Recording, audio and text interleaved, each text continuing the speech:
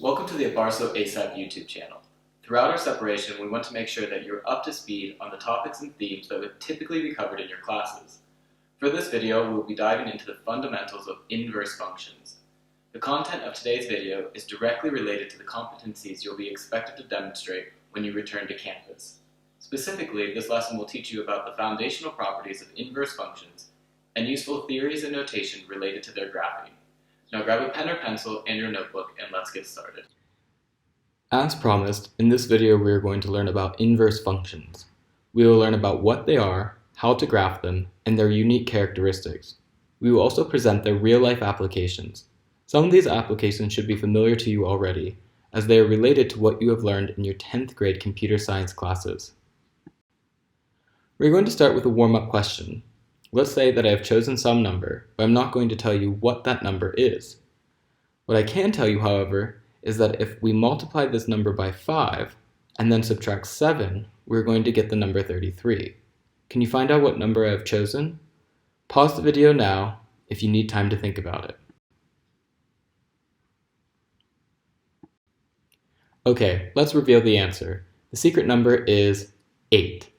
If you were able to find the correct number, then you have probably done that by reversing or inverting the process that was represented in the question. Since we know that multiplying the secret number by 5 and then decreasing by 7 produces 33, we can find its value by first adding 7 to 33, because addition is the inverse of subtraction, and then dividing it by 5 because division is the inverse of multiplication. So we have 40 divided by 5, which gives us 8. If you want to confirm that this is the correct answer, you can multiply it by 5 and then subtract 7 and see that it's going to be equal to 33. Although the warm-up question wasn't exactly about functions, finding the inverse function of a given function is going to be very similar. Before we start solving some examples, let's start with some theory. An inverse function is a function that will undo the action of the original function. For example, if tying your shoes is a function, then untying your shoes will be its inverse. For the notation that we use with inverse functions, if f of x represents the original function, then the notation f inverse of x will be used to denote its inverse. Do not confuse inverse function notation with negative exponents. As you already know, a function is a relation that associates every element from one set, called the domain, to exactly one element from a second set, called the range. You can test whether or not a function is a one-to-one function by simply drawing a horizontal line across the coordinate plane. If the line intersects more than one point, it cannot be a one-to-one function. We will revisit the horizontal line test later on in this lesson. If the two sets of a function consist of only numbers, then we can graph the function on a coordinate plane. Here is an example of a function that to every real number x associates a number that is expressed using the formula 2x minus 4. So, for example, for x equal to 1, number negative 2 is assigned because 2 times 1 minus 4 equals negative 2. In mathematics, inverse functions are functions that reverse each other. Since the function visible on this slide maps 1 to negative 2, the inverse function should map negative 2 to 1. The original function also maps 2 to 0 and 3 to 2, as visible on the graph. So the inverse function should map 0 to 2 and 2 to 3. This should of course not only happen for these specific numbers, but for all numbers in the domain and range of the original function. In order to find the inverse function of f of x equals 2x minus 4, we are going to follow these 4 steps. First, we're going to replace f of x with y, so that we have an equation of y equals 2x minus 4. Next, we will switch the roles of x and y, arriving at x equals 2y minus 4. Next, we should solve for y, so we should get y equals the quantity x plus 4 divided by 2.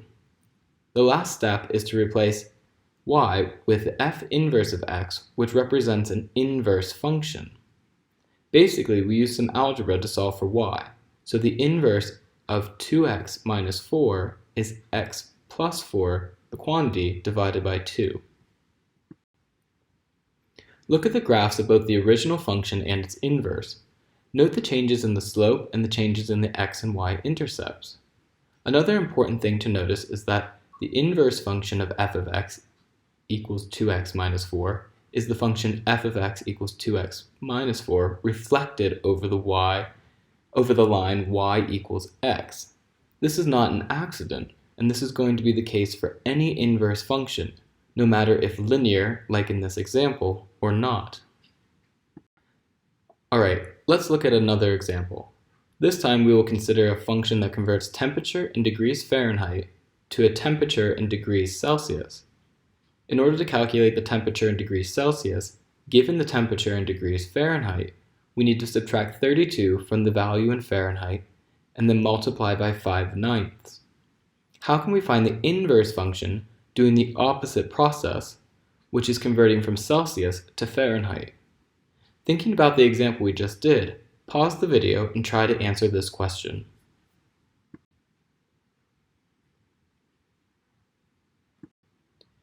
We can follow the same steps as before. Let's start with replacing f of x with y, switching the roles of x and y, and then solving for y. You should end up with y equals 9/5 times x plus 32. So in order to get the temperature in degrees Fahrenheit, we need to multiply the degrees Celsius by 9/5 and then add 32. Let's now graph the two functions on the coordinate plane. As in the previous example, you should notice that the inverse function is a reflection of the original function over the line y equals x. In this example, we will try to find the inverse function of function f of x equals x squared.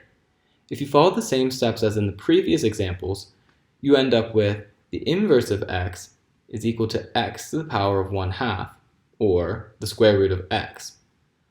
While it is the opposite of x squared, it is not, however, a function. Why not? If you remember the definition of a function, then you know that a function must map every element of a set to exactly one element of another set. The problem with square root is that there can be two results. For example, if x equals 4, then say the square root of x could be both -2 and 2. For this reason, we can say that the function f of x equals x squared does not have an inverse function. Functions that do not have inverse functions are not invertible. On the other hand, functions that have inverse functions are called invertible. If you have your function graphed, an easy way to recognize if it is invertible or not is to conduct the horizontal line test. Horizontal line test states that if a horizontal line can intersect a graph of a function in more than one place, then the function can't have an inverse that is also a function.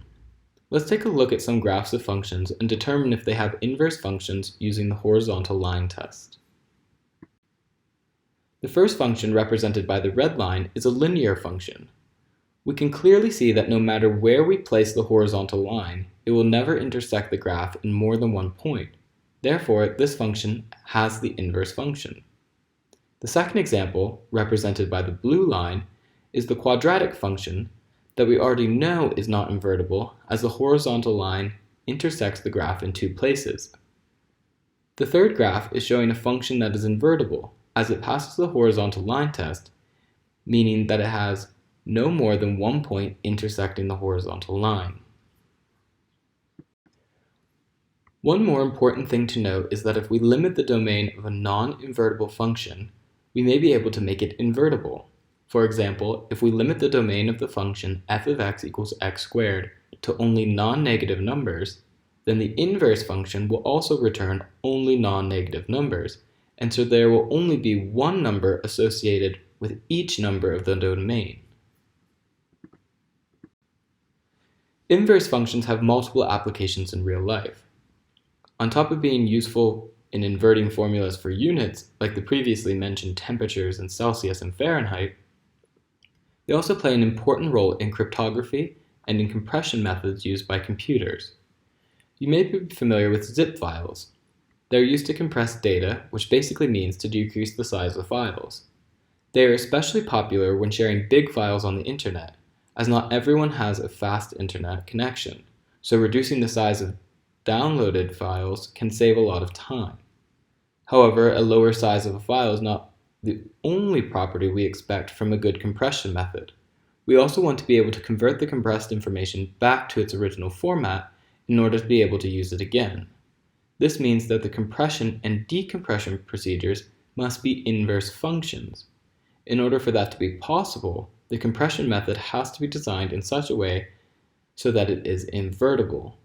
As we have seen in the example of the function f of x equals x squared, that is not always the case and sometimes may not be obvious. Okay, now let's practice what we have learned about inverse functions in this video.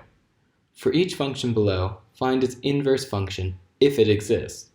Pause the video now so that you can test yourself before the answers are displayed.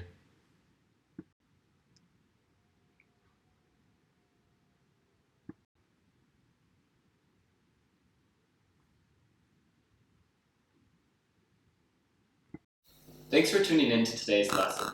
If any of the concepts covered are not clear, please check out. Okay. Thanks for tuning in to today's lesson. If any of the concepts covered are not clear, please check the links provided in the description below for supplemental information and resources.